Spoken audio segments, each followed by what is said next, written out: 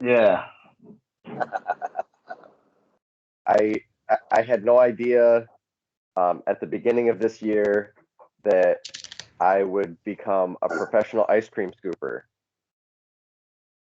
So Better than a professional. You never know what's right in the corner. You never know. You have no idea. I'm like, what? I had never thought that ice cream and being an ice cream scooper would be this intense and serious. What do you mean by serious? I mean, like, it has to be a certain size scoop. So there's a technique to it. So, I mean, it's pretty serious. I think it all comes down to your cone. It all comes down to the cone, man. Yeah, the I love measurement right. So how'd you get into the ice cream scooping? Well, I got a freeze dryer, and I really love exploring novelties. And I came up with this novel idea of freeze-dried ice cream and infused freeze-dried ice cream with all sorts of wonderful infusions that are existing these days in different various forms.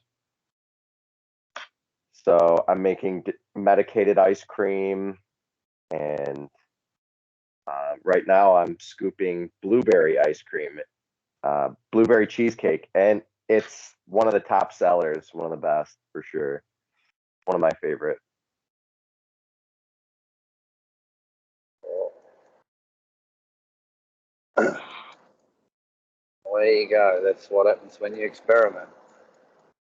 Yep. And people always eat.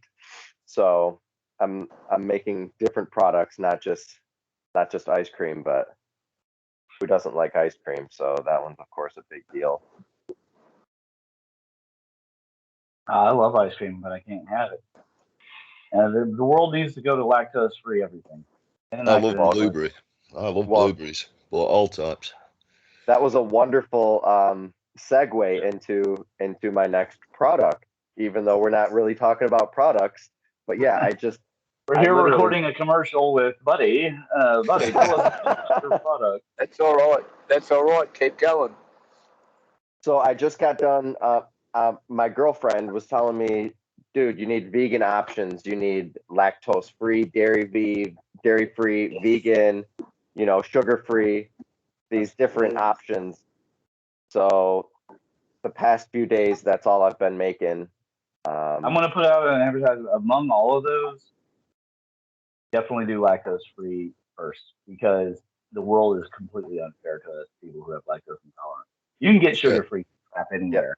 You can get vegan crap anywhere. You cannot easily find things that are lactose-free, despite the fact that most people have a lactose intolerance, and they're producing gas. The gas is making them fat. They don't realize it. It's a small part. It's not the only part of why they're getting fat, but it's a huge part. And they don't realize it before gas. They don't use it before. Well, you'll be happy to know that I did do that first. I did make the lactose-free first. But this one that I'm working on is oat milk. So, yep, they're all pretty good. Yeah, good. I don't like it in my coffee, that oat milk, but I think it goes all right with. I think it'd be all right with porridge and stuff like that, like you say, or ice cream. It's okay. I mean, for obviously non-dairy creamer is a little bit more natural feeling. But if I don't have any choice, coffee, I'll definitely take the well, I never thought I'd say this, but because I never buy non-dairy, but my favorite non-dairy ice cream is the Breyers. They have non-dairy and they have lactose-free. So it's delicious. I think it's made with almond milk. Almond milk is really good. My kids don't like it much. I don't buy it here. I thought about getting it the other day or last night. Well, I think then you've got all the creme fraiche sort of products as well that you could sort of really nice with fruit and ice creams. I think the sort of yogurty sort of things. Yep. Actually, yogurt, the probiotics die if you freeze yogurt, but if you freeze dry yogurt, the probiotics live, and that was just discovered last year, and that's a big, huge, big beneficial thing about freeze drying. Totally, that's brilliant. Mm-hmm. So that's really good. How you got people buying ice cream in the middle of winter. Hey, guess what we're doing later tonight? I organized a polar plunge in the river here, the Huron River, at the state park. And tonight at 5 o'clock, I have about 10 people who are all going to jump in and go polar plunging, and then we're going to have freeze dried ice cream afterwards. Oh, right on it. Well, I think my acupuncturist side of me is dying, but my irreverent, youthful side is celebrating. So, yeah, I'll just stick to the celebrating that bit as well. I think I wouldn't want to participate. I don't think. Oh, it's 7 degrees here, but it's fairly mild, really. Expecting a storm in sort of the next 12 hours. So that should be an interesting one, I think. Yes. Yeah, it's about 33, 34 degrees Fahrenheit here. Oh, that's still pretty cold. Yeah. So you're only just above freezing then, yeah. So, yeah. Oh, great. Well, weekend. What's happening this weekend? Coaching basketball. Coaching basketball. I'm just gonna head out for a little walk around, see who's about in the town. We'll have an hour or two down there, and then get on a bus up to. There's a pub closer to my house that I go in on a Friday night, and they do cheap beer, so have a nice drink on a Friday. Yeah, I'll have the kids, so it'll be movie night, and they'll have pizza, and I'll have meat and dinner rolls. Yeah. And then tomorrow is coaching basketball, and who knows if the weather's keeps up and keeps warm, maybe we'll hike or something. I don't know. Oh no, the boys have more engineering to catch up. Then they go. Then I have the little ones, and I gotta find something to entertain them.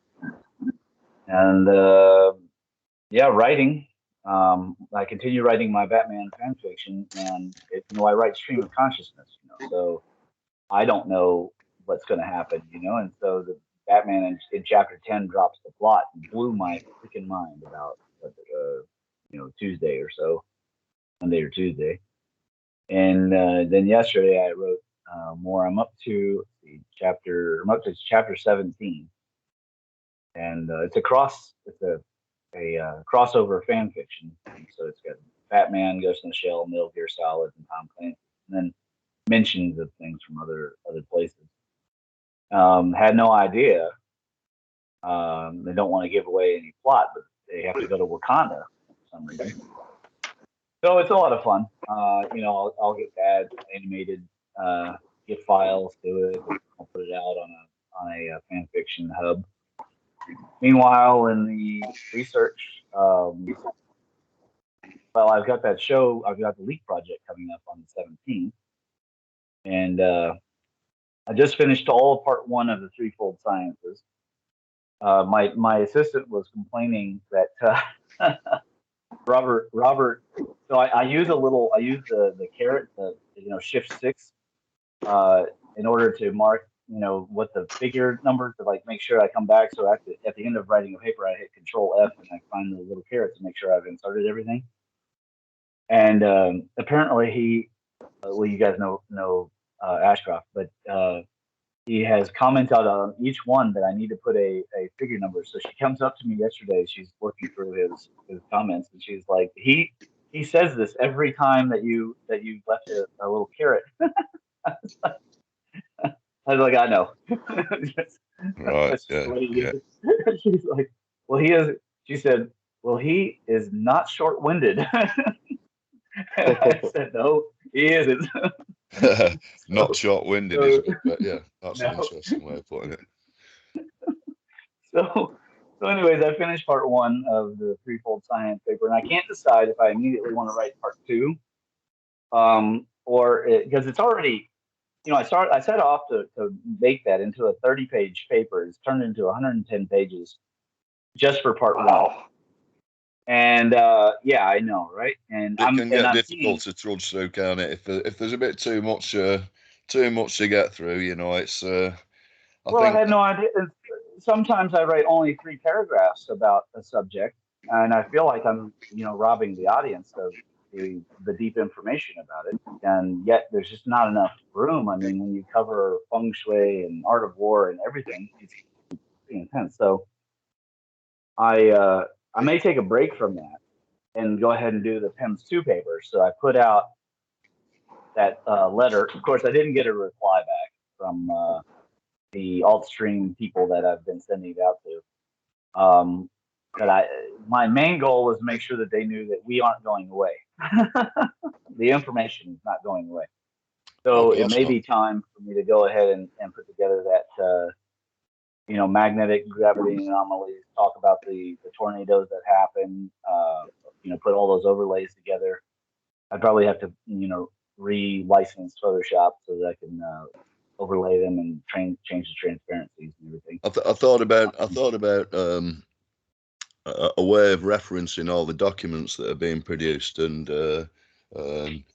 by way of reference, really. And what we can do is we can set up bags of words for each document, and what happens is all the words are counted.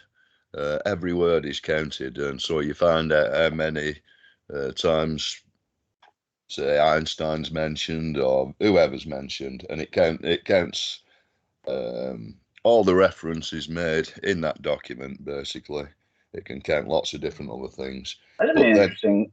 Yeah, but what happens is then you can start comparing one document with another document on certain features, and this is how you can trawl through a library of documents and find out things that are pertaining to the same information. You can also, but if you were to do it with our existing documents, you've got a fantastic search facility through the corpus of the work, and not only yeah, see, because I can search my Google Docs, but you're talking about something that's a little bit more like kind of active, right? Yes, that we can then organise into various ontologies, areas of research, references that we think are plausible. We could find gaps in our understanding, and we could also find areas that could be, that we haven't talked about in a while. That's right, and expanded upon possibly. Right. And so it's simply running these documents through the process. Again, fires into a neural network, counts things, and classifies it. And but the thing is, if we can also start doing this with visual images, we've got to start labeling all the references we use. I mean, it's like if you put a YouTube reference on, it's just lucky dip what comes out. It could be anything, couldn't it? People have got to start labeling the stuff, and then that can then concur with how the YouTube's label the document. You know what I'm saying? Well, so, and it's funny you bring this up. That is actually exactly what the second gateway was able to do. But unfortunately, the guy was trying to at least make lots of money, and hardly any of you guys were using it. Some of you didn't know me, I guess, but I paid like $2,600 for the website, and it had had all the tagging features. It had everything. And it would be nice to get it again. It's just that I don't really want to, work with Shane if, I don't trust the guy who's gonna bilk me because he's not making money off of his software. And it's like get more clients. Don't try and use me up just because I have this passion project. Yeah. And so it was really frustrating. But it had everything. It had for us, event calendars and podcast ability and library system, and you could store up YouTube videos or documents, news articles, whatever, and it would tag all of that. Membership So details, really, possible membership details, subscription details, all that stuff. Yeah, everything. That's exactly what I had.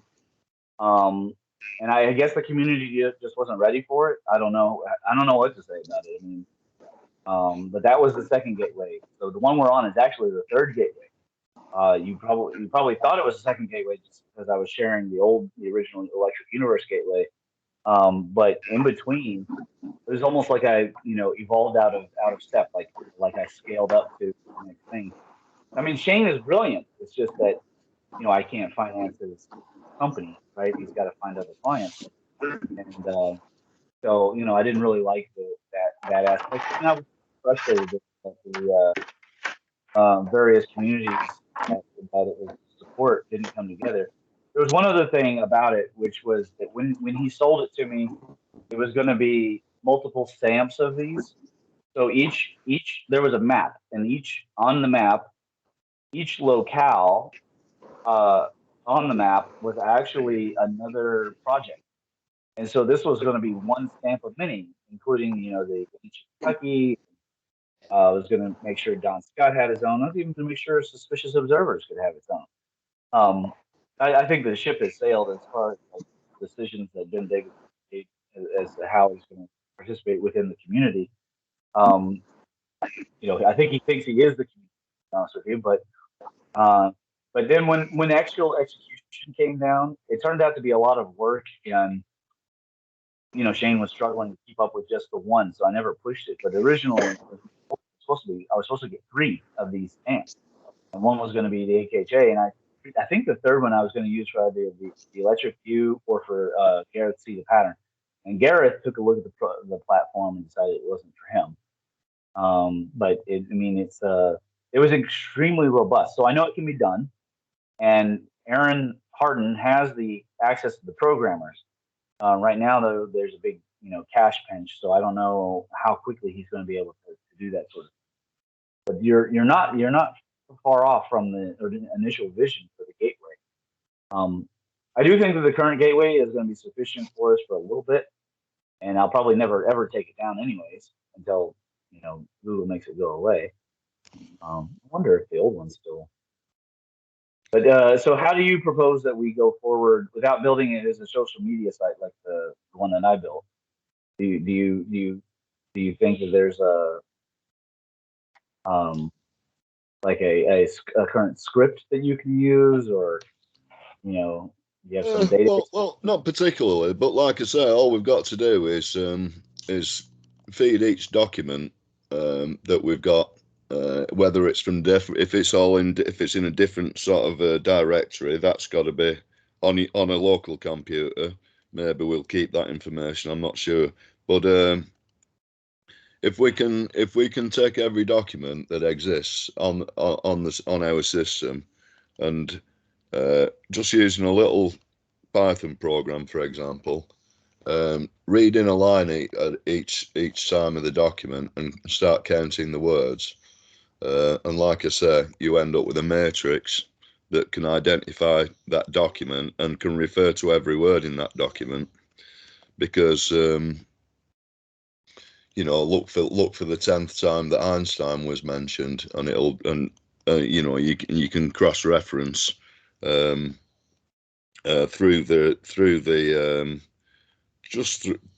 the counting system when you've seen that word. And then in what context that you can get more complex. This is why I like the original Google site here. I'm looking. I had up till September 2019, I had 2,371 papers and abstracts in here. Sometimes I had the whole article. I stopped doing that when I got tired of it. And then 725 videos, YouTube videos with the titles of the videos and everything. And so, I mean, there's a database that just goes up to September 2019. And then all of this stuff had been put into the second gateway, but not available now. I'm sure that Shane has it, but I'm not going to ask him for it, even though I bought it and I paid for it and it should be mine. But it's just the way it goes, It's software. Well, you using this type of encoding system, you can basically recreate any document that's been scanned through your system very fast. And this is how Google do the searches, basically. But we can do it without having to rely on the what information Google's keeping. We can decide to track our own kind of levels of data through these documents. Well, there in the chat, there's the link. If you want to try, writing a small script that pulls down all of these documents. And if we had some similar system, I would be willing to spend, just like I used to, every day putting in 4 or 5. All I did was pull them from Ben Davidson's videos, right? I'd watch a video and I'd get the links that he was going over and I'd put them in here because what he was doing wasn't going to be useful for massive research. For this, if I need to refer to a specific paper and I can't remember the title of the paper, like you say, you just type the name of the material, and then it would pull it up. Let's see, if I type potentially another thing that we can do. Another thing we can do is that if we've got references to sort of YouTube speeches or information on YouTube, and you can reference that down to a particular time. You can. Now that would be amazing. We can set it up so that the narrator is the words are transcribed into text and then also put through the system. Wow, imagine how useful that could be. It could also overwhelm, because here, even on this site, I did search for Mon, which is not a particularly, common thing to talk about, and it came up with 12 results. Imagine, if somebody references Mon 30 times in the video, could end up with a whole lot of search results. But if there's a way to pinpoint, that's some Wolfram Alpha kind of stuff where you're actually cross-referencing in your library. It's almost like a card catalog, and article. That's a tough little project, but it is. There are people who've already done this. It's the field of natural language processing in deep learning, and there's stuff already built that we can just hook up and run with it. Honestly, so it's a matter of just looking through these systems that are already made on GitHub, and we can use one of those. They're normally already tested and proven, Right. So that's another little thing that we can another little project to that would be very useful, and that's your knowledge base that you're we can improve, and even maybe find ways of paths of inquiry that we haven't considered. All these sort of things can sort of pop out of this sort of data, so be fantastic. Yeah, I think that's a really good idea. Yeah. So all this it's all sort of coming down to sort of not just a journalism, but a librarianship, a journalism. Actual getting the data, transcribing it, holding it,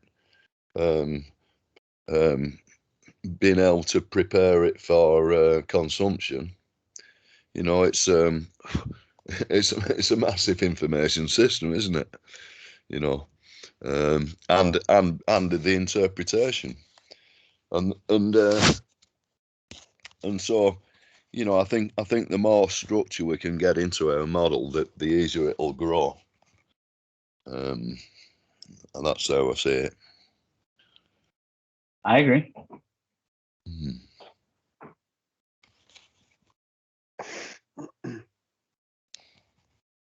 Yeah. What are your views on? I mean, as well, sort of a lot of the AI categorization. Cat, dog, car, train, donkey, whatever.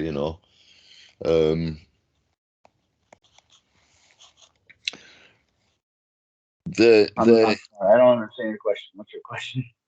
Well, they work on labeled data, and so you've got to train these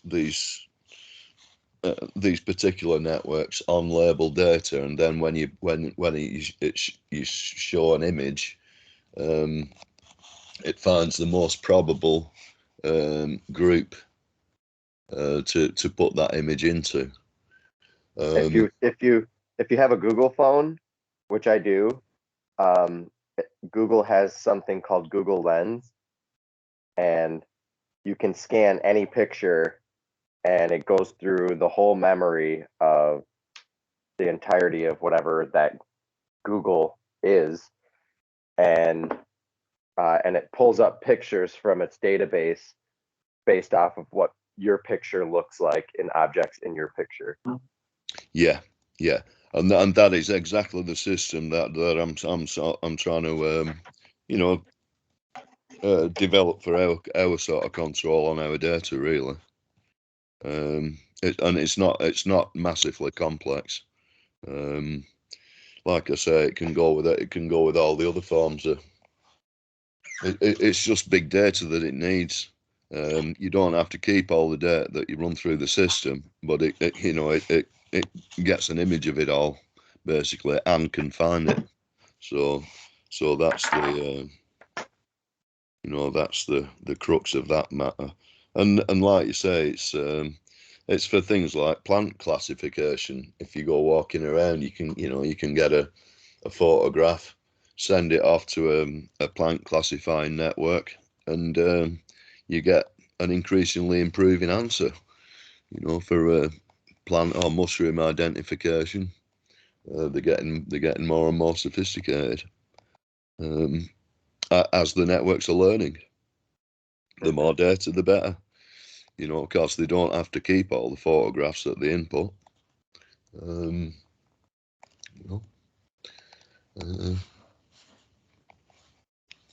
Or even learn off the new photographs, particularly. But I'm sure. Well, yeah, there's the smart cities, and a lot of cities have microphones all throughout them. Microphones, cameras, everything, all the tech. And yeah, imagine that point cloud of conversations that people are talking about. Google knows that everybody knows that based off of our conversations, the gig is up. We're all talking about, okay, this is over, time to move on to the next thing.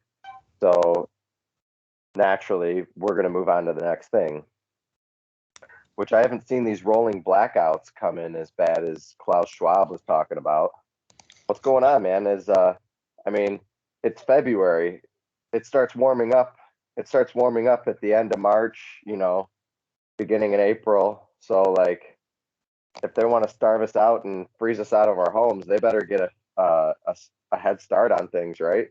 That's right. I haven't seen that that's the exact agenda. It's always funny when I hear the doomsday type people. There's no point in taking over. There's no point in taking over the world if you destroy it on the way, right? The whole point is you take it over so that you can rule it. So it's a little strange when people like that make these kinds of claims. If you get rid, so if there was an army of robot AIs, that would make sense. But if you don't have that, you need workers to produce because your power, if you're the elite, comes from manufacturing ultimately. Like no matter what, it comes from either manufacturing a narrative, manufacturing products, manufacturing services, manufacturing news, manufacturing services. Yeah, manufacturing ice cream. I hope you become a mogul, make us all rich. But the thing is, like,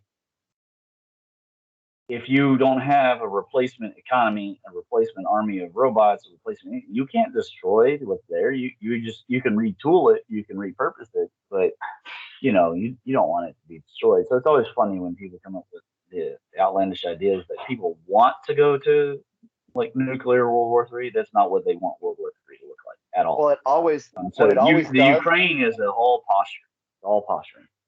Well, what it always does is it's guaranteed market boom, money boom, increase. People start buying surplus of supplies. So it's guaranteed to lift the market with fear tactics every time. So I don't know really what's going on, but I mean, you look at the global elites plans across the board. Everybody who's signed into the global economic forum and the people who help run the global economic forum, which is a bunch of elites and a bunch of really high big corporate companies. The plan is already like underway. Yeah, and we're living in it, and it's really sad. The poorest people are getting evicted out of their homes because of the last couple of years of what happened, and I don't know. There's just a lot of bad stuff going on, and it feels like it could get a lot worse, and I don't know why it isn't. Well, there's still a lot of forces for good. I don't think people should underestimate the amount of positive forces that still exist that want to guide things towards a better direction. I mean, you don't over rely on them on account of the fact that you don't really know if they'll actually be the ones to defend you or be there.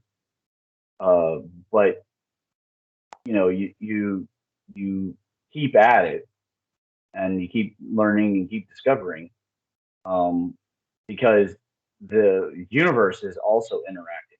So there's our desires, and then there's those of you could say God, you could say the source, universe, whatever it is, evolving nature, and it'll surprise us. It'll surprise everyone. It'll surprise the elite. It'll surprise even maybe the planet Earth. Maybe we'll be surprised. We don't know how that all works. How the politics between planets and stars work. I mean, we know who wields powers, but even among stars, there's a difference in size and power. So, what did Lex Friedman's plasma physicist father say? He said that essentially the universe is conservative. It's Republican. it's anti-Marxist, and he's talking about the behaviors of plasma. And when we see that the universe has a hierarchy and has a structure of power, well, that indicates, of course, at least three things. One, yeah, you got to be aware that there is a difference in power. Nothing is equal, and nothing is really that fair. To be honest with you, fairness is like a concept, like a MIMS that we invented. I'm not even sure that it is a MIMS. To be honest with you, they try to put fairness in the church basketball league that I'm coaching, and it really just makes it almost worse in a lot of ways to try and force fairness and equality between these kids, because of course they're not equal at all. They're what everyone's a winner bullshit. Yeah, that kind of stuff, and yeah. And number two, it also means that if you're alive and your life hasn't been totally destroyed, you're connected, you're learning, then there must be some forces of good in this hierarchy. There's some strength that is propping up continuity, I would say, or order. That order is not order is the mainstream science and the fake cosmology that has basically been a parasite and taken over everything since 1927 to 2015, and maybe a little bit longer, depending on how long it takes for everybody to wake up.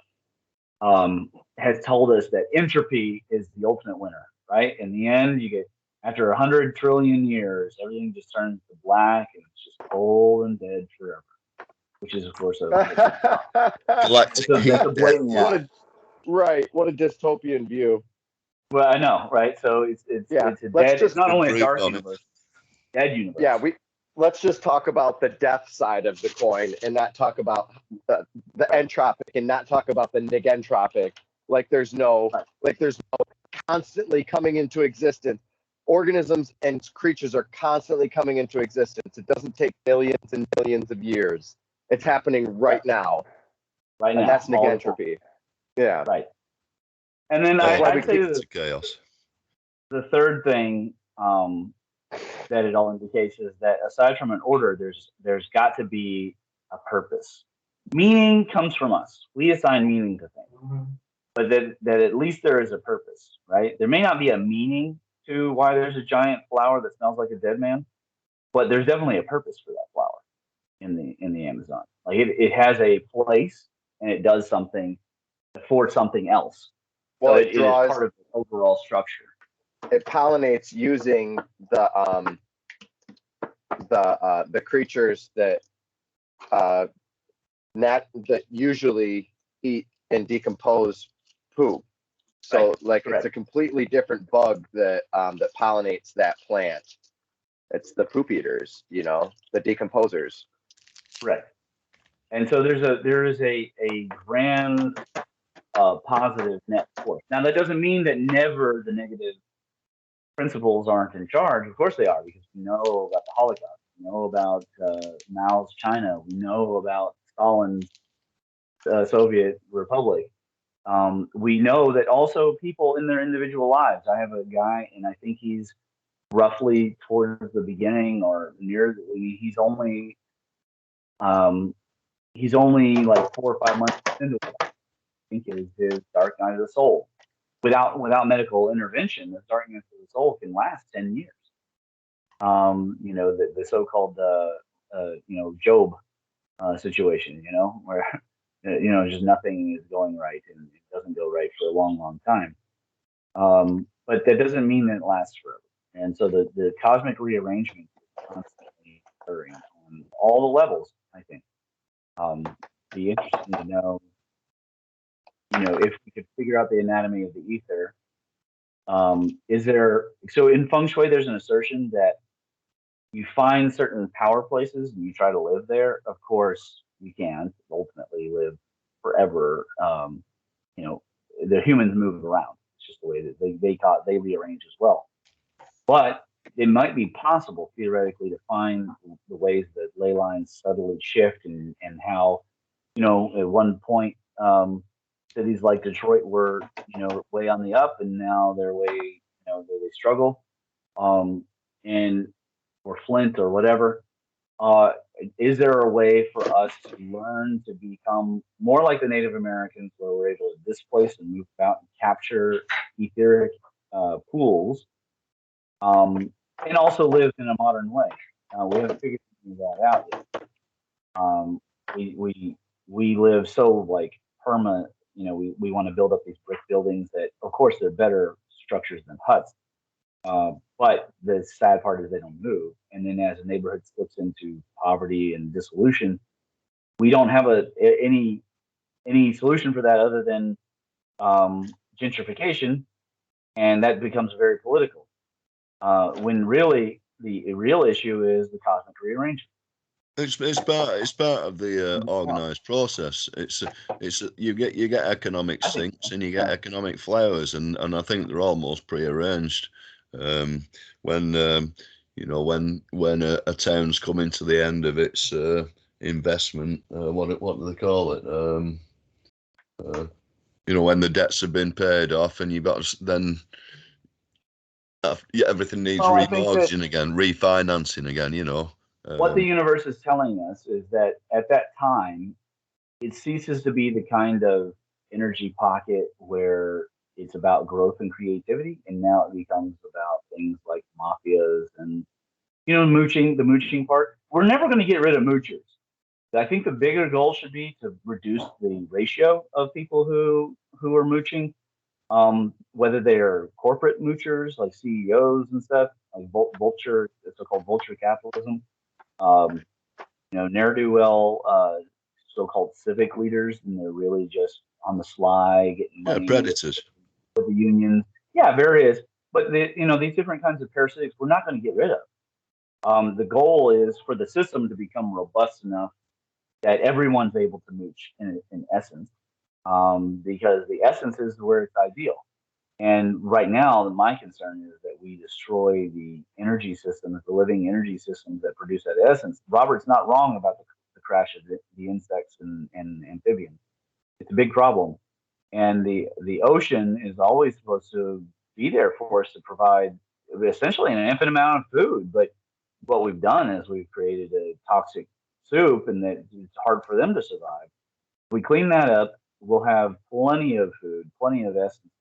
There's not really a shortage of water. That's all false advertising. So the real issue is that our mentality, and this goes back to what I think is why we should shift away from Aristotelian science to the polar complete physics, is that we still see things as induals instead of the polar complete whole that it really is.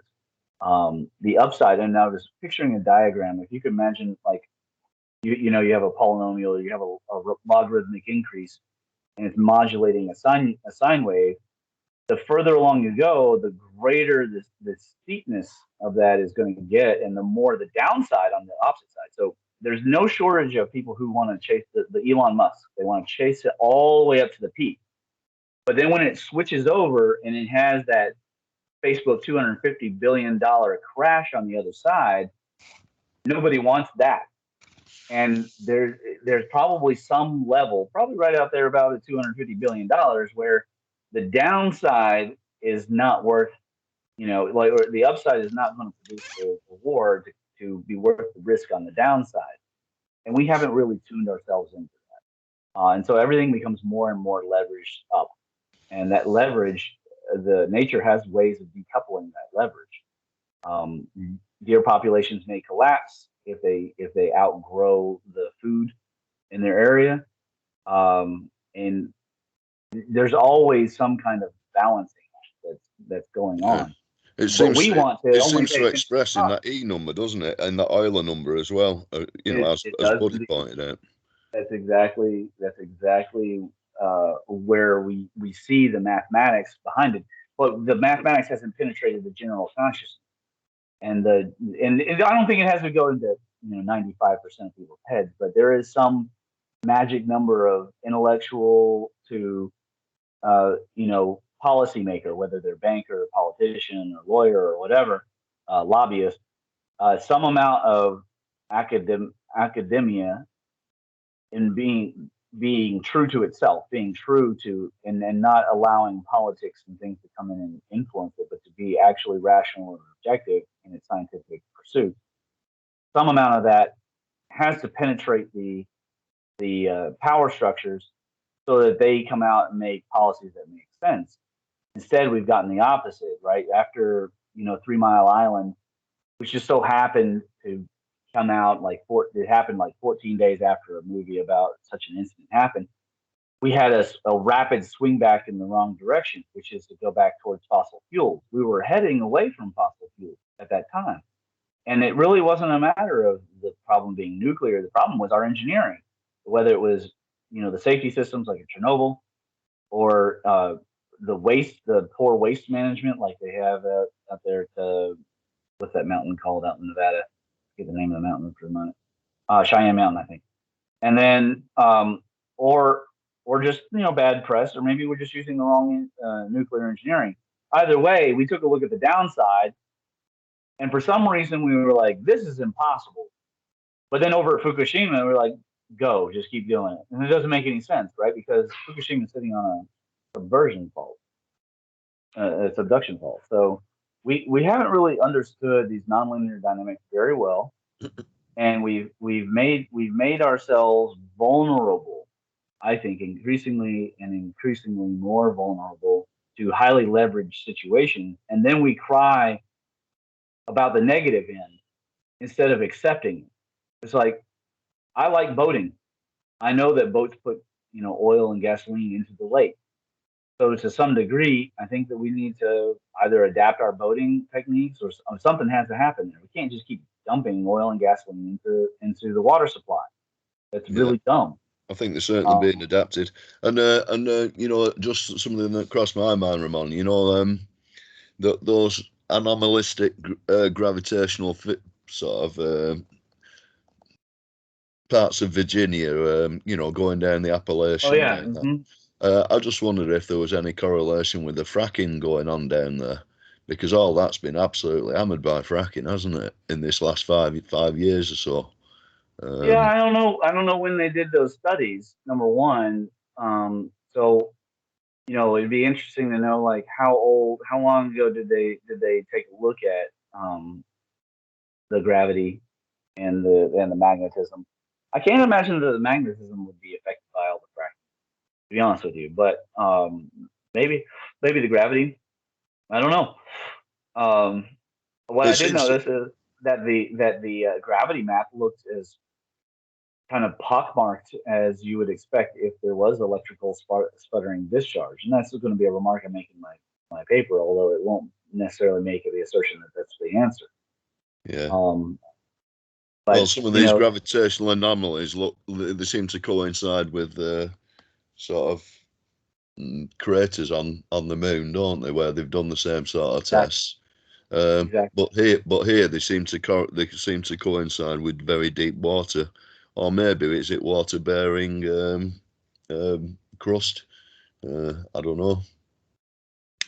Possibly. Yeah, I don't know either. I mean, it's I think the biggest thing in the paper, the biggest theme will be to suggest that we need more work, right? We need more understanding, which is exactly what the theme of my email to these various alt stream leaders was about.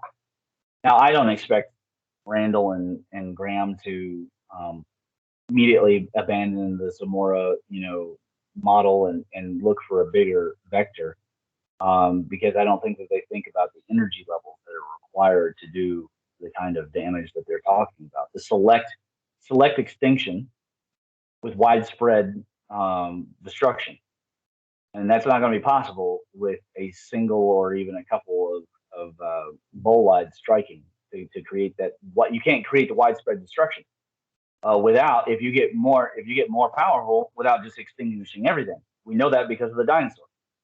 So we've got to look for a better mechanism, and that'll be one of the honing points of that paper. As to what does it tell us about conforming to nature's designs and nature's behaviors? I don't know. I mean, the jury's kind of out. What if Robert is right? What if our phones are destroying these animal populations? Well, then it's unconscionable to continue doing what we're doing with the 5G and the just for some And first of all, it's not even healthy for the kids. All this streaming and stuff. Well, I mean, we're next, patently. If it's killing all the animals, it can't be doing us too much good. No, it can't. That's an excellent point. It would not be doing us any good. And on top of that, it's probably bad for the environment. And if it's bad for the environment, then my assertion would be that we've got to make a change because we're not conforming to the polar complete science. And that's ultimately what God wants. Otherwise, he wouldn't have made male and female. While these corporations are making so much money on it all, there's no chance they're going to back down. I mean, they will when they collapse. I mean, look at Facebook. $250 billion is nothing to shy about. If you lost $250,000 and your loan shark would he wouldn't forget breaking your legs. He'd knock you off. So it's kind of amazing that Zuckerberg's walking around. But at the same time, $250 billion. I mean, that's more than the country of Greece GDP. Yeah. So that's a lot of people that didn't get fed for one guy's ego and his hubris about what the market deciding what the market needs and what it wants. The research is all showing people just hate Facebook, and with good reason. I mean, they've been manipulative, deceptive, sensorial, big Orwellian. They've been bigots. They've hurt children. Sold out their data to They've sold their data. unknown Yeah, sources. they spied on people, and it's not even that good a product. And the results, the selling point initially, why people got on with all their friends and family were getting on. Okay, so you want to keep up with your friends and family. And now you find out that you don't really want to keep up with your friends and family that much because then you get mad at each other. And that's the wisdom of those aphorisms, well, first of all, misery loves company, and then familiarity breeds contempt, and absence makes the heart grow fonder. And so people have gotten away from being on Facebook so that they can still enjoy being around each other on Thanksgiving, right? And not have to argue about something that's so toxic, especially when the platform itself is blatantly one-sided. And anybody that says otherwise is lying. Either they're lying to themselves or lying to you, which is more insulting because when they lie to you, you can see through it. So when they're lying really to just lie. And so you don't want to be around those kinds of people. It splits everybody apart. So Facebook's a very bad product in this way. The only thing it's good at is the advertising. In which case, Google already has that pretty well locked down. Google and Bing already do that very well. They handle advertising and Instagram and these different options. So, but of course they are becoming increasingly sensorial, and also they're presenting their information through increasingly short, narrower channels in order not to upset the consensus people. Right. Everything's going through one of these censor gateways just about now.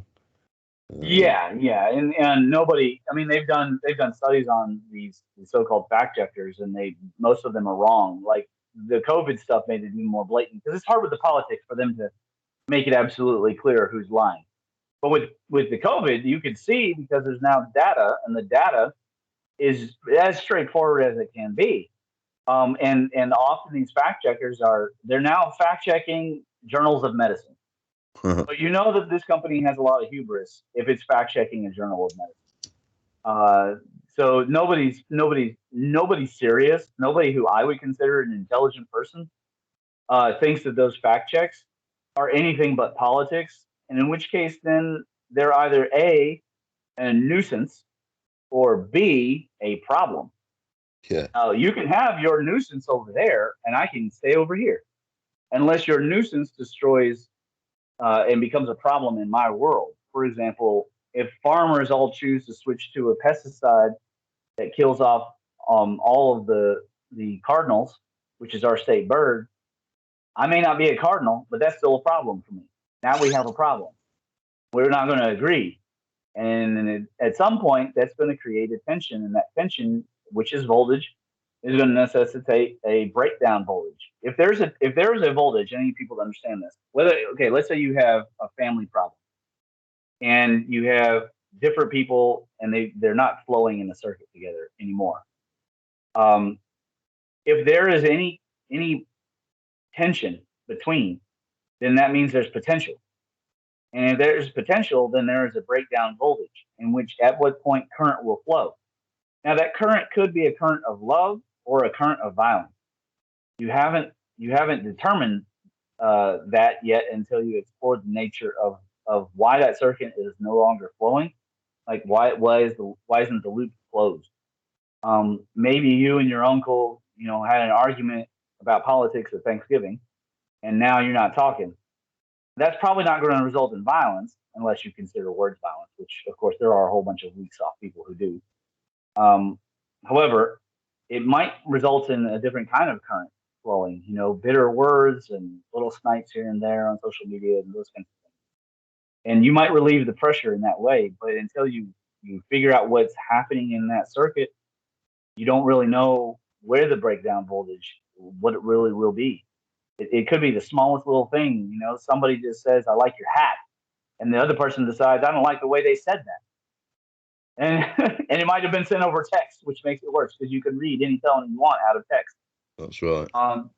And so we don't really grasp as a culture.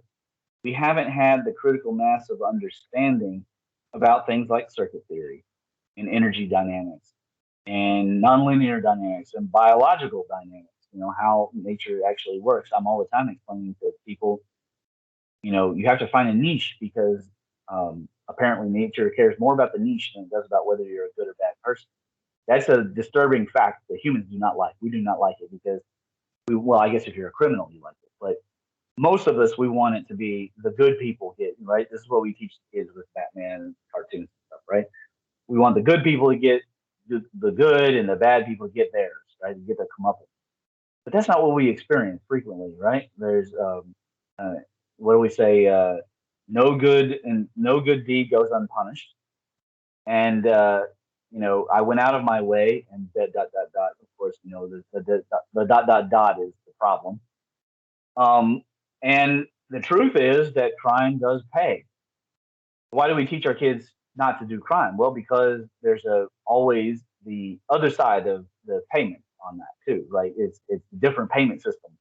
When I go to work at the construction site, yeah, as long as I pay my taxes and stuff, I get left alone. Until the criminals are in charge. When the criminals in charge, they're like, I want the same system as I get, which is I get paid really well until I don't, and then then I go to jail. You know, I want to put good people in jail. Of course, good people aren't going to put up with that for very long.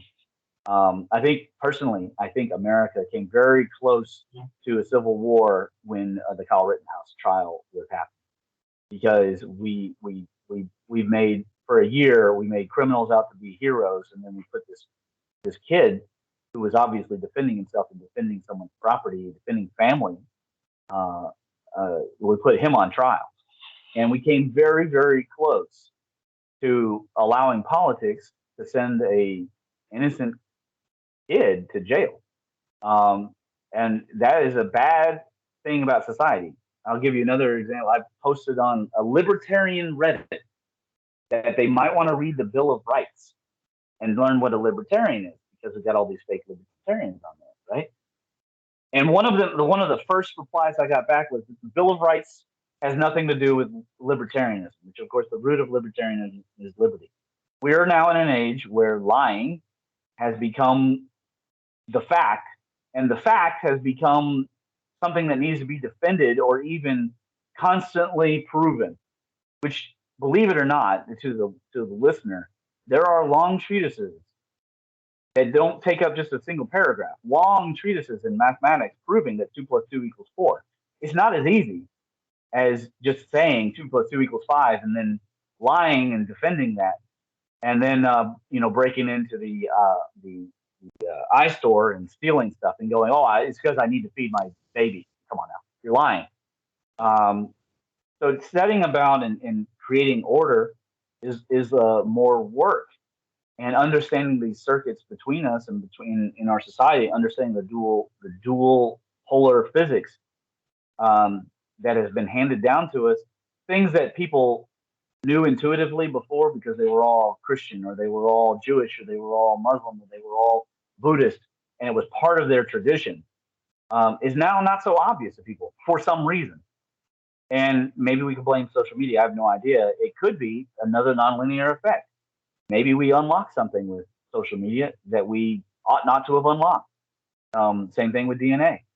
And until we know the outer ramification, what the Buddhists call outflows of that, and we've dealt with those outflows, and in this case, we're really dealing with the compounded outflows of previously bad outflows. Not that climate change is one of those, but of course, as you chaps know, climate change is electric circuit stuff, but the pollution. We have a lot of rising disease. We have collapsing animal population.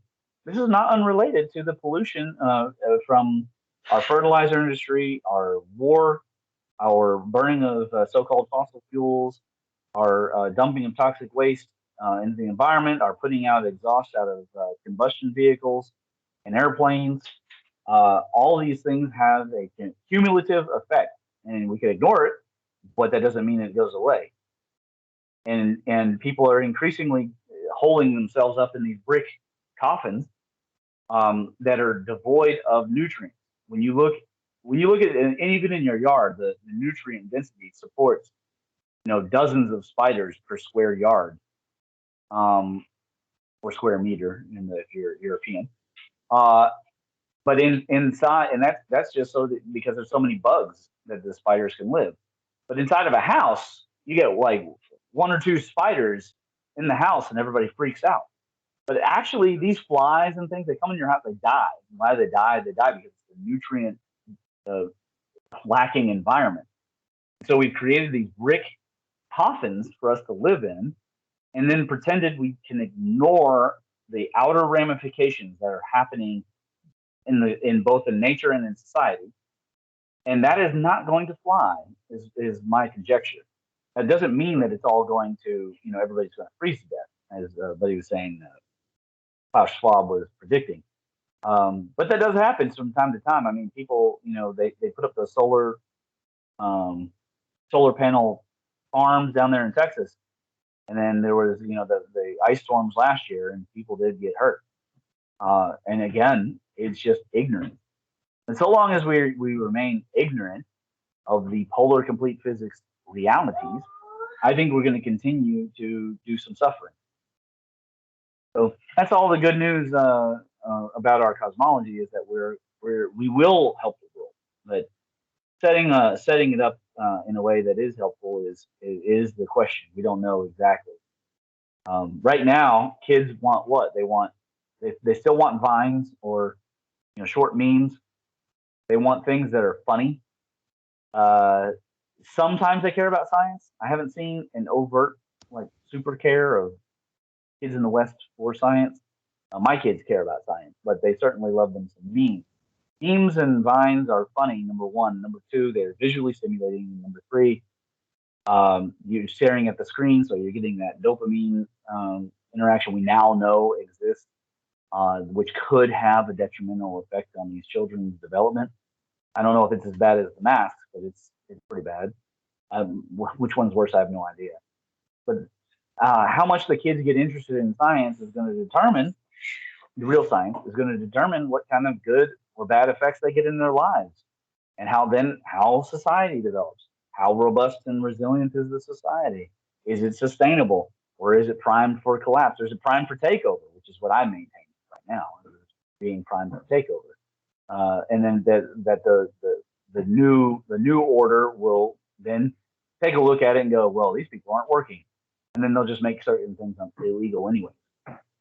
That's what I think will happen. It's not so much a conventional war, but an asymmetric takeover that then, as Yuri says, then results in saying, okay, now we abolish these things and we promote, breeding and get rid of crazy. And I don't know how long that process will take. We're in the stage of demoralization right now. And demoralization, the absurd has to become normalized. The normalization portion of the demoralization is it's becoming patently absurd. I don't know how much other people can tolerate it. My tolerance, I'll tell you, I'll be bluntly honest. My tolerance is at a low. It's never been lower. But I try to stay cognizant of the polar completeness, because even when you have false yin and false yang take over, there still remains a polarity between false yang and true yang, and false yin and true yin. It's a duality, but there's still a relationship there. And so all the false yang that we see, all the false yin that we see, is theoretically convertible. And that's my final conjecture, is that if we work hard at it, we could theoretically convert it. I'll put myself on mute for a second.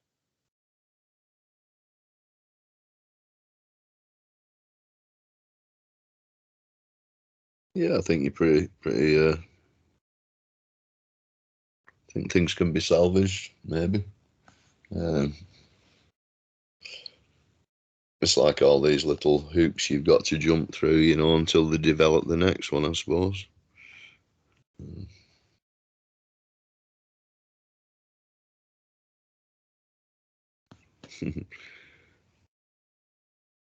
Anyway, I'm going to call it a day, fellas. Okay. Oh, Well- it's late for you. I'd be interested to hear if Buddy's still there. I'd be interested to hear his take on discussing the polar complete shift from his mathematical perspective. Nick, I wish you a good evening. Oh, thank you. Thanks, Ramon. And you. Have a good weekend. Have a Thank nice you. baseball time. All right. Okay. Goodbye. Bye-bye. Adios.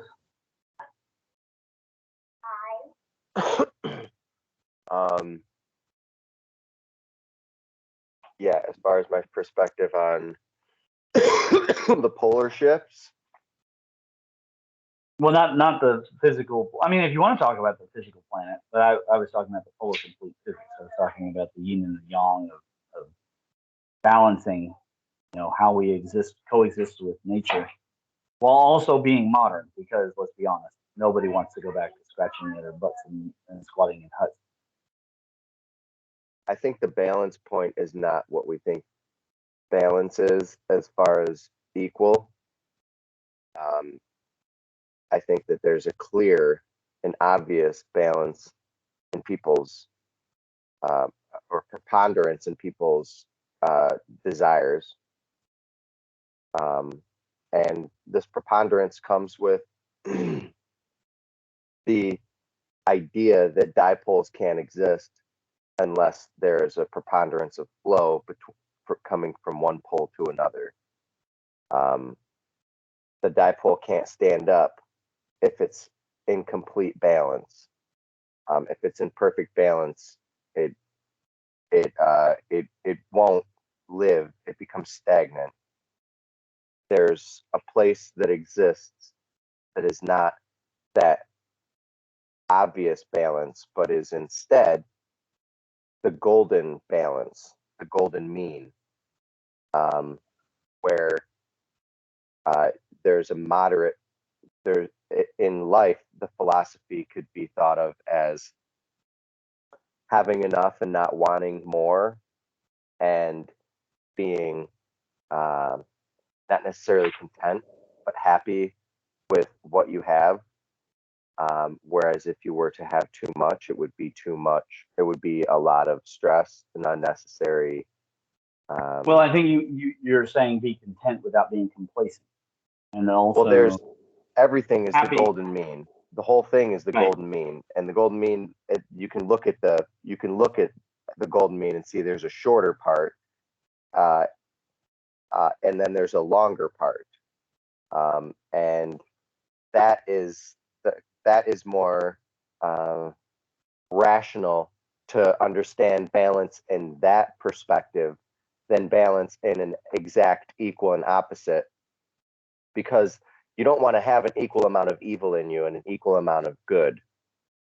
What good is that for anyone? You want to flee evil so evil flees you, and you want to have a preponderance of direction of the light. So the whole idea of everything being some sort of a yin-yang balance where, yeah, there's a good amount of bad and a good amount of good, and let's try to equalize the good amount of good and good amount of bad. I believe that it's hang on a second. This is asking me to back this up. Not now. I believe that there's for sure an obvious amount of a sphere or a planet can't exist or come into formation without a preponderance of flow in one direction or another. Is there any planet that's on an exact zero equal balance? I think like Jupiter or Saturn is the closest one on its polar axis. That would probably create I don't know what environment it would create, but that's neither here nor there. What I'm saying is that the entirety of everything in thought and in philosophy and in mathematics and in harmony and in life and proportion and the balance that we seek is actually fleeing from the darkness, or you can be fleeing into the darkness and having a little bit of residual light. Then your preponderance is in the opposite direction. Sure, there's a power there, but it's a darkness of a power. And there's a power in the you draw close to the darkness, and the darkness is going to draw close to you. And this is probably could be talked with a lot of police officers, because they have to fight the darkness, so they have to draw into the darkness and fight it. And a lot of the times it creates bad cops because there's so many opportunities there lurking in the shadows. But yeah, I mean, that's pretty much what I wanted to say. I think that in order to develop a better idea of what most religions are,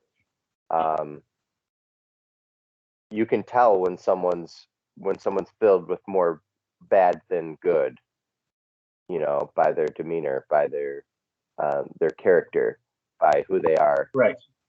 A lot of the time, most of the time, unless they're complete psychopaths, which are the politicians or whatever, whoever rules the world, some of the elite, they can just hide it with their charm and big egos and whatever else.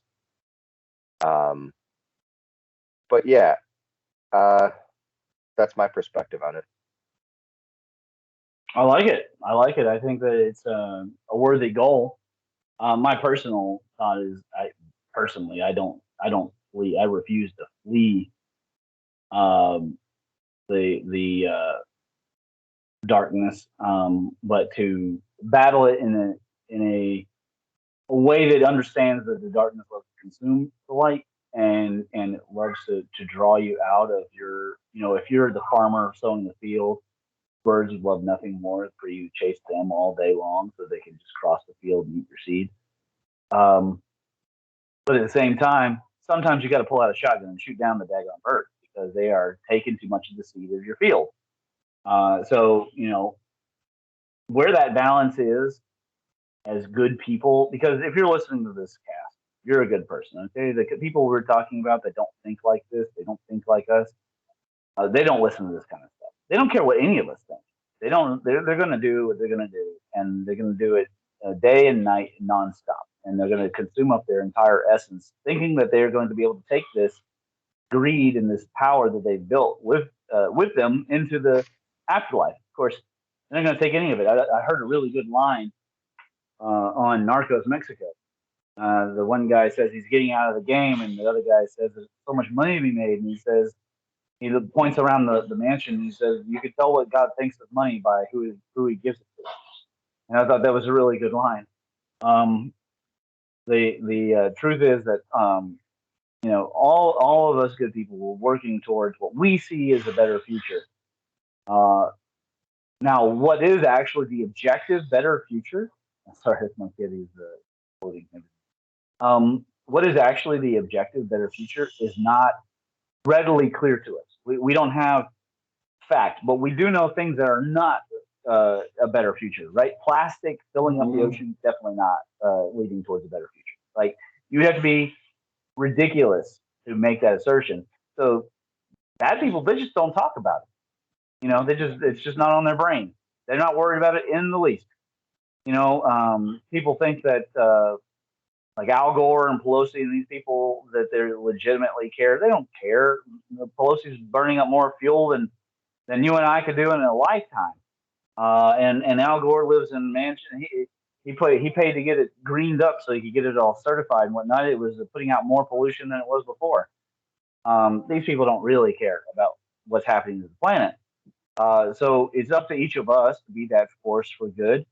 But when it comes time, and evil comes across your path, I hope that you are willing to stand toe to toe with it. When your blood runs cold and your palms are sweaty and your face is drained and your heart is in your throat, do you stand up for the good and hold against it? I'm thoroughly impressed. I don't think people realize how hard it is what Kyle Rittenhouse had to go through. I mean, those were 3 criminals. And we don't need to go over every one of their crimes, but they were not good men. They were really, really not good men. And he had to go toe to toe with them, and he was being hit and falling, and still was able to place his rounds off in a way that deterred. And he did the minimal amount necessary. He was already fleeing. They chased him down. Um, those moments may come for all of us soon, or maybe not very many, maybe just a few. It isn't clear yet what the objective is, and then also how nature will capitalize upon the moment created by these players who do not understand nonlinear dynamics. Because I do believe that the devil always loves a game that he can then stack for himself. Everybody thinks that they've got their game going good, and then he shows you how it's really done. Mao did not intend to kill so many people by killing all the swallows, right? The whole goal was to get rid of disease. And in the end, he created more disease and starvation, because that's just how nonlinear dynamics rolls, right? He was one idiot who didn't know very much, and he knew one thing: how power among humans works. That's the thing that he understood. He did not understand military power. He did not understand economics. He did not understand agriculture. He did not understand disease. But nevertheless, trusting him led to problems. So when a good person looks at what's happening, I think that aside from thinking out the breakdown voltage, thinking about how the current will flow, I do want to suggest people to think about curl and divergence a little bit. And I know you love to talk about curl and divergence too. I will just say that my interest in curl and divergence is mostly from the end of gradients. I like to think about big one these days. Everybody talks about power dynamics. Oh, the power dynamics. But I don't think they know what they know what power is, and I'm not even sure they really understand what dynamic. But I will say that a gradient indicates a difference of potential, and then the way curl and divergence works into that is very important in all the circuits, let alone the human circuit. So I want to that's my way to open you up, and hopefully you wouldn't mind to spend a little time talking with the audience about curl and divergence.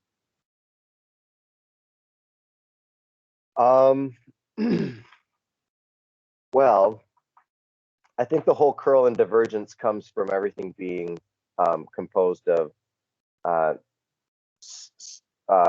spherical Bessel functions that are repetitive in the dynamism, and they're dynamic, and they repeat. And plasma does this. Light doesn't necessarily move because it is allowed to propagate using spherical propagation, and which is like node to node fractal recursive instantaneous from moment to moment communication based upon the same hardwiring of the circuits and circuitry, and because it's all spherical along the central axis of the plane, the dielectric inertial plane, quote unquote, or the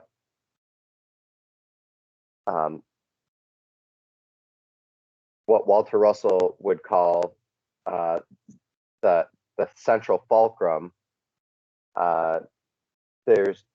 There is a splitting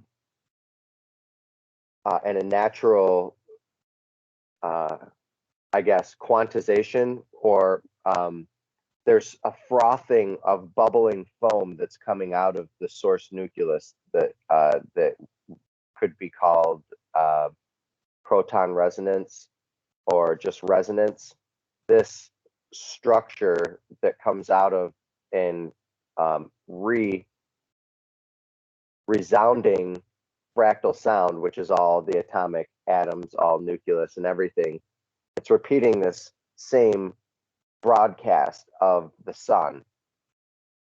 Everything's connected through a circuit, through a silver cord and many other different cords, through external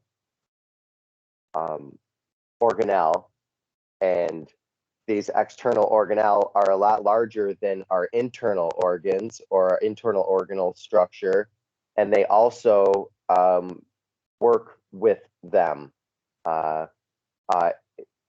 as in cohabitate. These external organelle are connected directly to our gut, connected directly to our head. When we sleep at night, when we dream, these tunnels and tubes are part of the ether that is constant. But we wanted to talk about divergence and curl. So this mimicry that's happening on all scales, it's mimetics. What's happening here? It's mimetically mimicking the live living structure of you in heaven on earth. Like in the Lord's Prayer, in heaven as above on earth, below, or in many other different thoughts and fields. There is this, like titter bewaying, this tiny particles that are popping into existence, quote unquote particles that are popping into existence and going out of existence very quickly, very fast.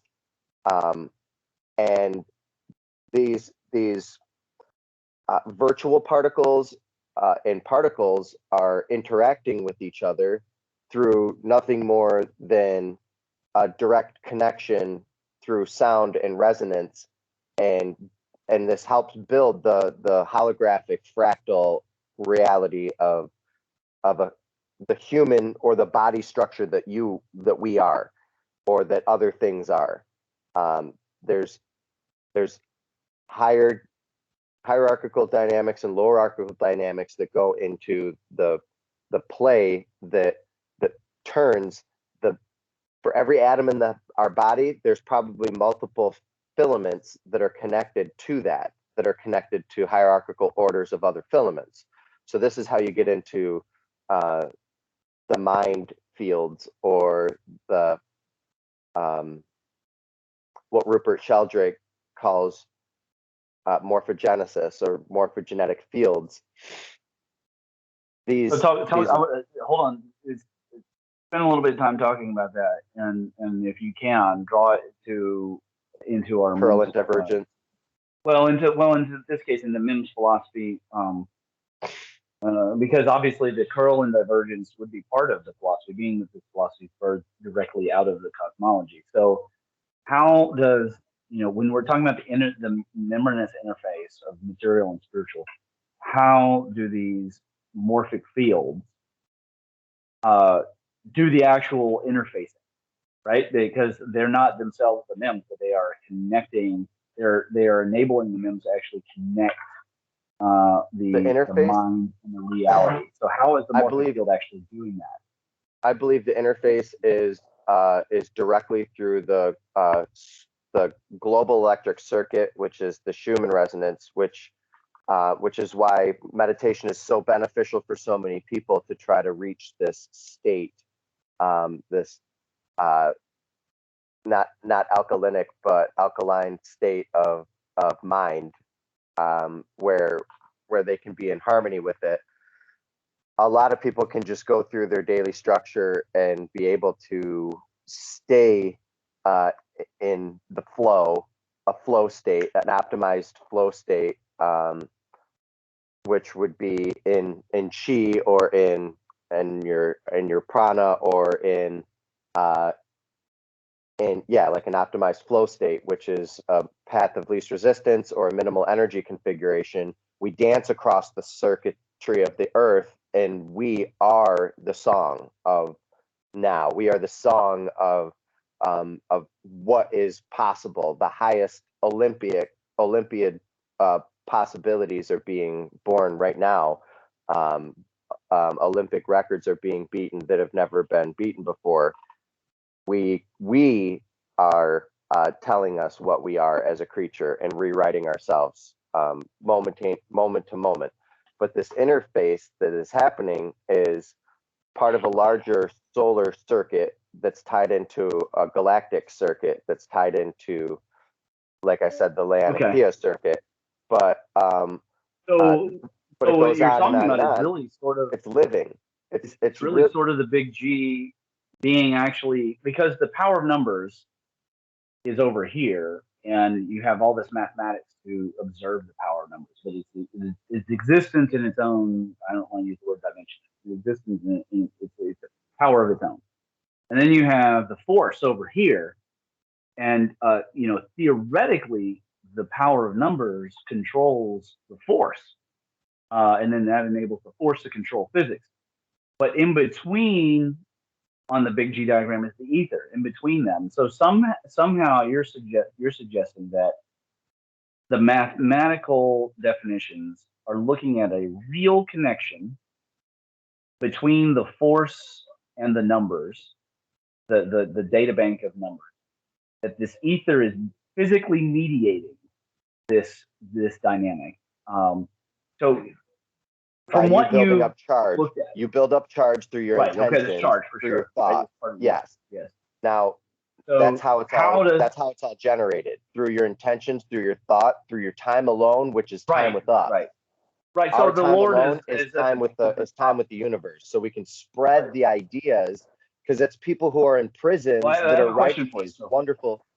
Go ahead. Hold on 1 second, because I have a question for you. Okay, so the Lord powers at the top, representing consciousness in its most root form. Each one of us being only a fractal of that. Okay, so this Lord consciousness is controlled by ether, but then it generates down to the force, which generates back to the ether. So there's this circuit, and you're asserting that this circuit is really it's a form of charge exchange.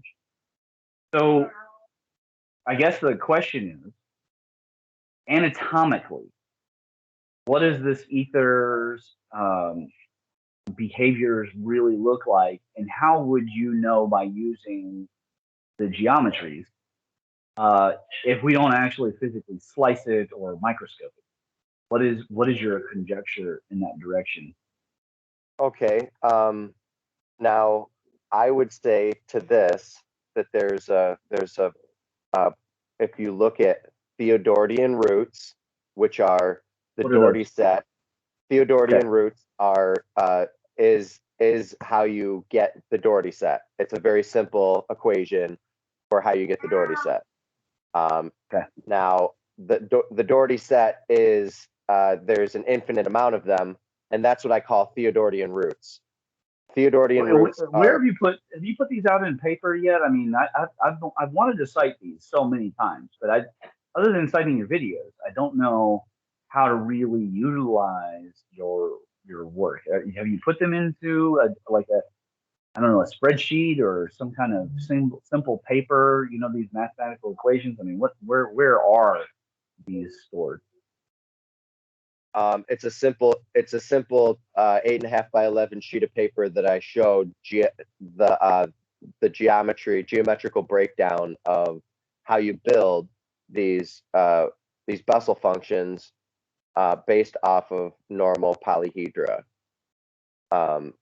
It's extremely simple, it's extremely intuitive, and it is how you get propagating life, animate, out of the ether using constructive and destructive wave interference through these spherical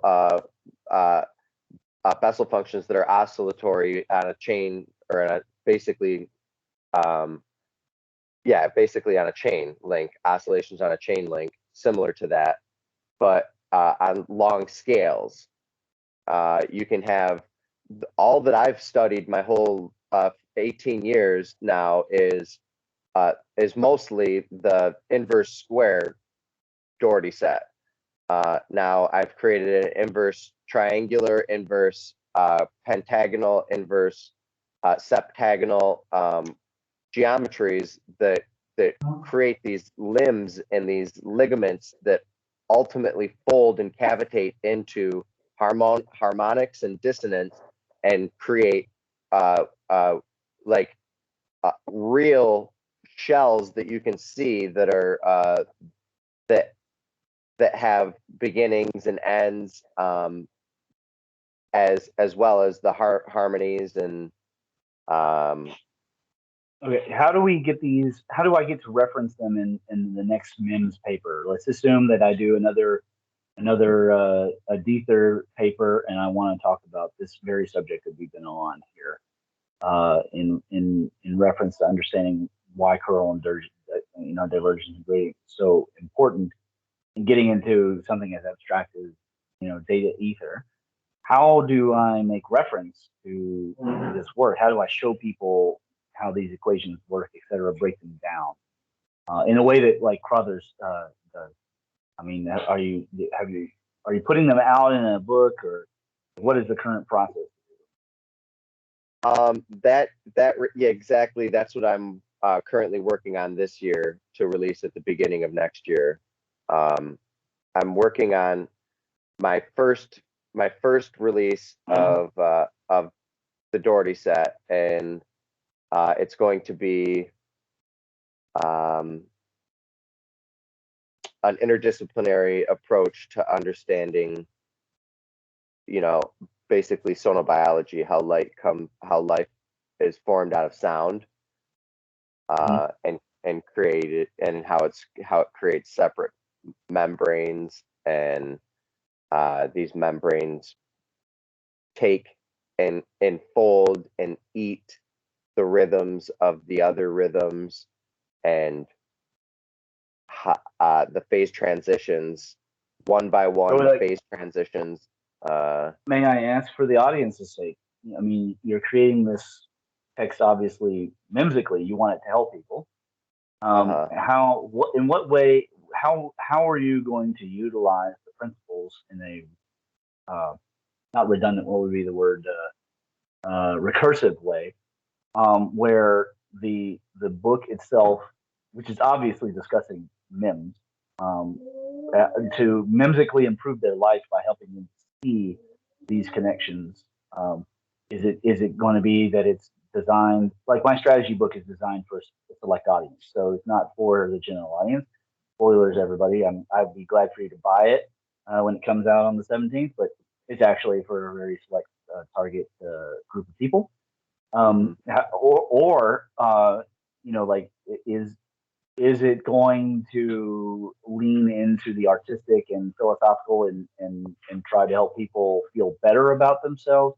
What way will this MIMSical discussion elucidate this membrane to empower the people that read it? And I'm engaging critical and also feel free to advertise yourself sort of way. Yeah. Well, first off, it's going to be I have a lot of fun things, as I've had a long time to think about different ways to deliver this information. Okay. Mm-hmm. So I have a lot of fun things to introduce, and it's going to visuals, be color, I assume. It's going to be naturally picked up by.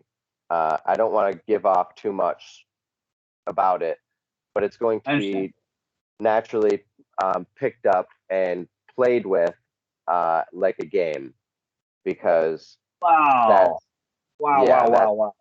that's a great idea.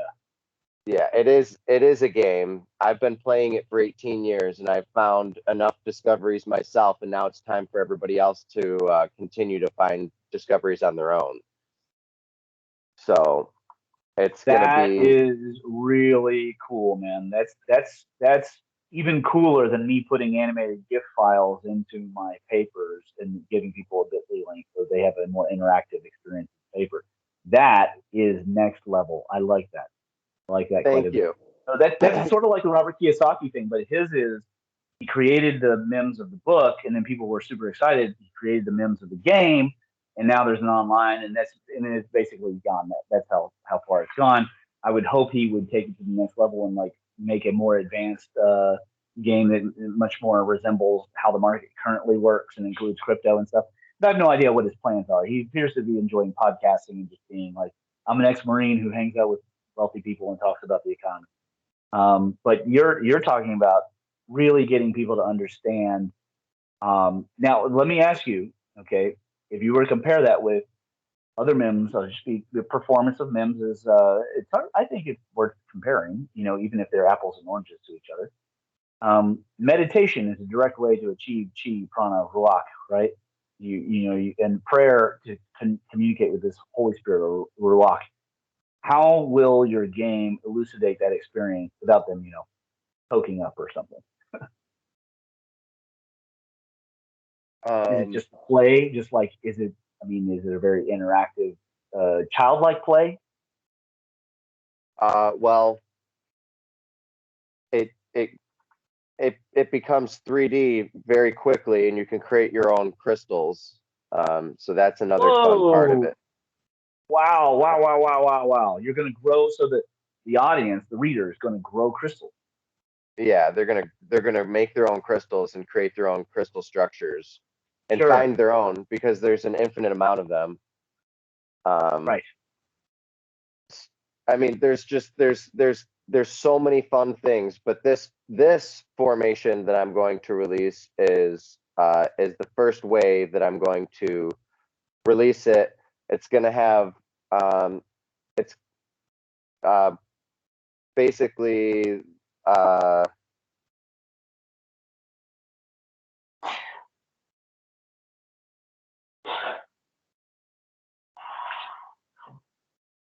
Hello? Are you there? Hello? I had a call. It's going to Oh, explain okay. things from a scientific perspective, a Hmm? mathematical perspective, geometric perspective, theoretical perspective, and future perspective. Like, why does this matter to me? Why should I care about it? Every single thing that I show, I'm going to have a why does this matter? Why should I care section? Because Okay. basically people will be able to skim through it a lot easier if and this approach came to me from my skeptical father, who my whole life tried to listen to different ideas that I've had, and just basically every time he shuts me down and he's like, why should I care? Why does it matter to me? Sure. So Kind I'm of like, harsh, but I mean, it's useful. basically trim the fat, cut the beef. This is what it is, and this is why you should fucking care. And that always usually plays well with the futuristic aspect, because I consider myself as a futurist. That's what I am. So I mean, as a futurist, I look at the future of food. I look at the future of art. I look at the future of design. Okay. Hold on. Don't. What I want to do before you go deeply into that, let's finish up this, and then I'm going to start a new recording for us to do MIMS futurism, because this is a discussion. Honestly, I don't know that people, other than maybe Aaron Harden, have really grasped what I'm getting into. So finish telling us about your book and the things that it's gonna do. Tell us when you think it's gonna be available. Do you even have a title yet? Oh yes, I have everything. I have bought the title and rights to it and everything. I'd be honored to help you, with any editing and anything that you. Oh, for sure, absolutely. I'd love to bounce ideas off of you and other people, because honestly, I have a series of children's books that I already have several written, and images and pictures for them that I've done myself. I have this kind of, I'm writing a series of books for each audience. Now the kids ones are going to be so I can explain it to children, and adults. The adults are like, oh, this is fucking brilliant. Like, what the hell? Like, how is this even, a book? Just because it's just different thinking, like whatever. So it's very fun and interesting. So then I have this medium audience, which is like the broad audience, which is the game. Then I have like a Harry Potter-esque type of audience, that is part of the game and futurism, and then I have the hardcore science books that deal with stuff that people don't really care about to know. Unless they want to use that book to catalog and correlate. Yeah, other I think Robert Ashcroft might be your fan if you can get him to buy it. But, at any rate, so okay, and your plan is to have this out by next year. Fair enough. You're going to make it obviously available, ebook and traditional book availability. Is it going to be hardback? Are we talking? Yeah, it's going to be coffee table size, beautiful spreads. Is it going to be like fold out pages? Like large spreads of some of your beautiful mathematical work, or like you get tantalize our fancies here. Like what's going to be in it? There's gonna be a whole lot. We're gonna create and grow our own crystals directly out of the Doherty set. I'm going to foster kits that allow people to create multiple fractal versions of new crystals that not only they can find, but we can find, and ones that have already been done. I'm going to there's maps, as I am a cartographer. Of course, there's large scale maps where those will be involved. There's transparent cards, a deck of transparent cards that you can take throughout all of the series of different books that come out.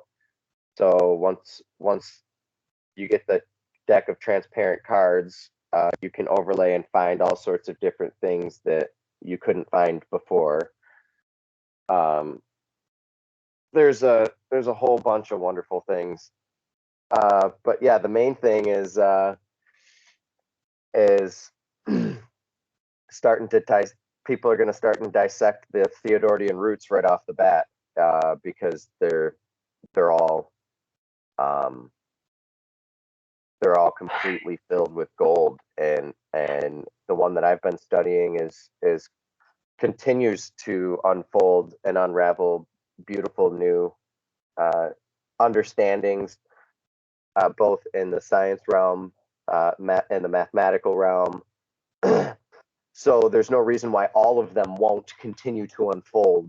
It's basically understanding the rivers of living life, the rivers of living water, and measuring and studying the gates and the streets of the 12 streets that are flowing directly out of the New Jerusalem, and that's an interesting way to put it. But yeah, once we start to find out more and more of the internal structures of the Theodorian roots, which is Gaussian Bessel filaments, we'll know exactly how to create creatures and how to go inside their bodies and become a passive observer and experience yourself as a shark experientially, or a stingray, and have your umvelt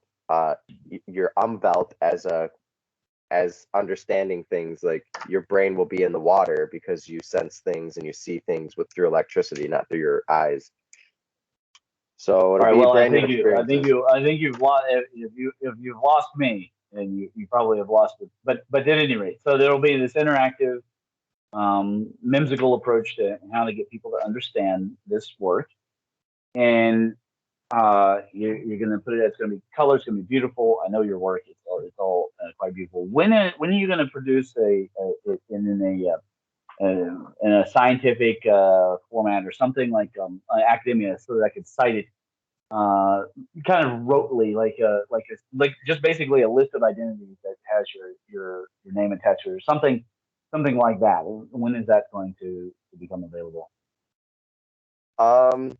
Maybe you could help me with that.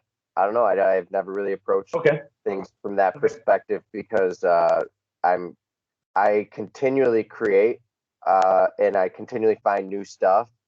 So I look at it as if I'm constantly finding all of these correlations and discoveries, I don't need to spend all the time with all of the math and all of this other stuff, because as I keep finding these discoveries, the proof is in the pudding, you know.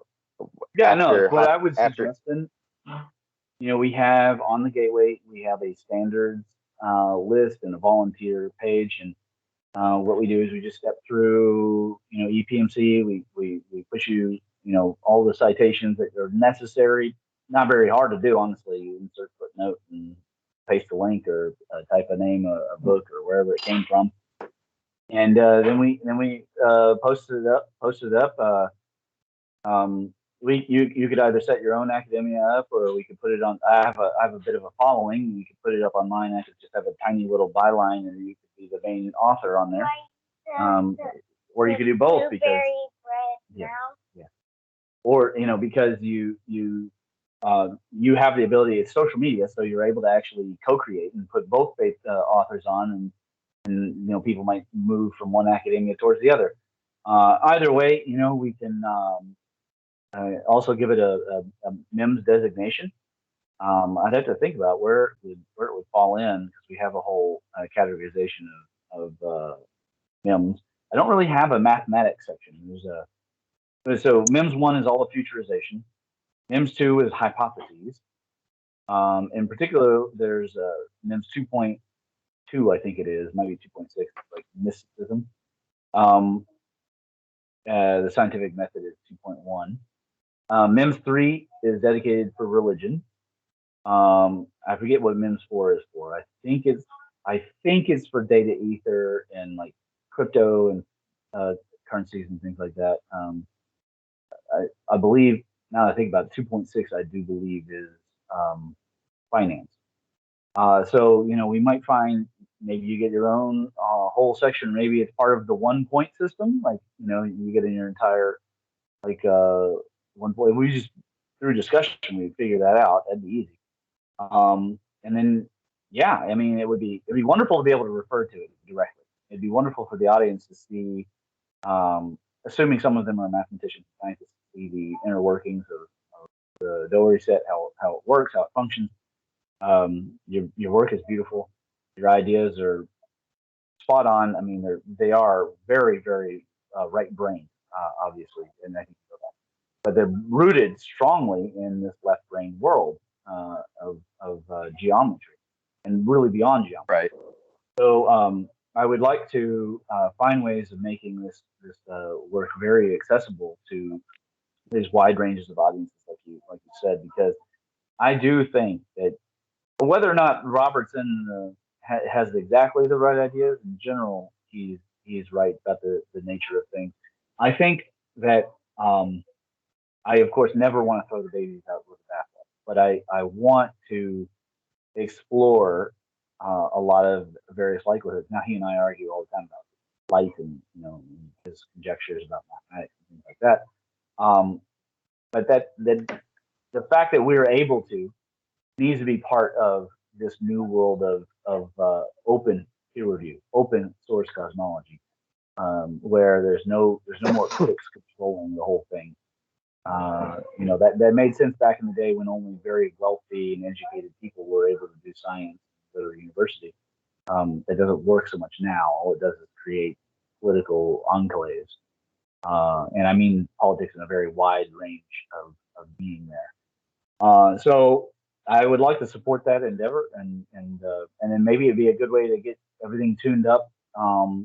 You'd be able to refer to it, obviously, in your book, or just use it over in your book, whatever you got to do, and we sharpen it all up and get it out. Yeah, that'd be great. I'd love it. Love nothing more, really. 100%. To see your work. Yeah. Books. Yeah, I agree. Literally. It needs to be done. So I'm going to stop this recording, and then I want to go back to the future.